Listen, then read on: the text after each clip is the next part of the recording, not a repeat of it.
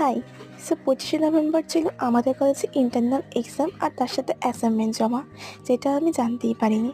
ওই যে college group check না করলে যা হয়, তাই 25শে নভেম্বর চলে গেছিলাম এক্সাম দিতে। তো এক্সাম হলে ফোন অ্যালাউ করা যায় না, তাই এক্সাম দিয়ে বের হয়ে যাই। এবার আমি গিয়েছিলাম বাস স্ট্যান্ডে। তো বাস স্ট্যান্ডে যেহেতু আমার গাড়ি দেরি হচ্ছিলো, তাই আমি একটু নিয়মে চলে যাই।